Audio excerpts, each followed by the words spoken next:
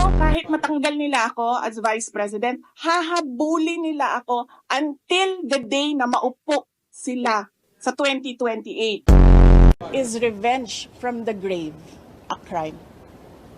So I have to die first.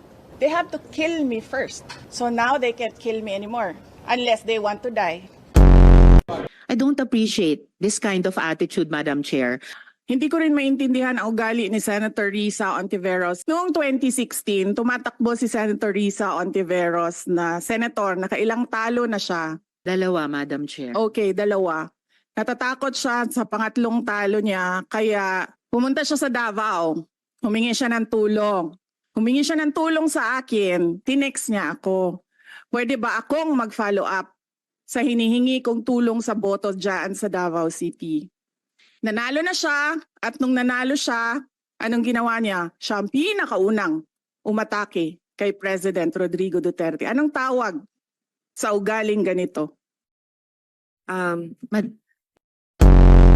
Napakadali nila ako tanggalin as mayor. Ngayon, hindi nila ako matanggal. They can drag me to hell. Ang papa niyo po ang naggawa ng desisyon against all Filipinos na may libing si Marcos Sr. sa libigan ng mga bayani. Ano na po ang nangyari ngayon? Nakalimutan na po ba ng nakaupo ngayon? Hindi ko alam. Pero isang beses sinabihan ko talaga si Senator Amy. Sabi ko sa kanya, kung hindi kayo tumigil, huhukayin ko yung tatay ninyo. Itatapon ko siya sa West Philippine Sea. Nandun pa yun sa group chat. Merong mga nakakita. Is this part ba of what you said earlier? Let's stick to the plan. BBM or Martin Romualdez? No. Okay.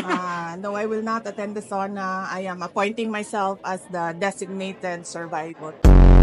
They have never seen a politician who has nothing to lose na IDGAF. Ginagawa niyo akong diversion? Wala.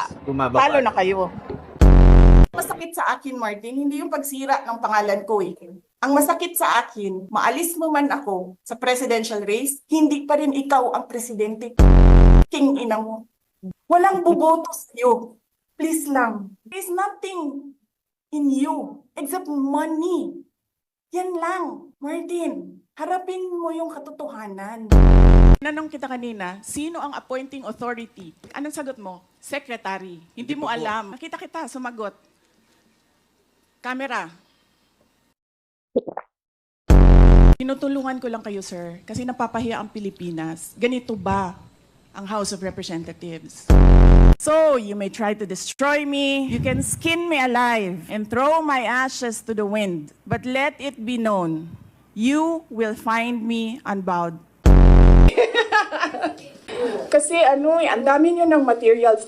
Pag inubos natin lahat ngayon, wala na kayong trabaho bukas. Sa susunod na araw, sa susunod na buwan. Si Davao City Mayor Sara Duterte, sinapak si Court Sheriff Abe Andres.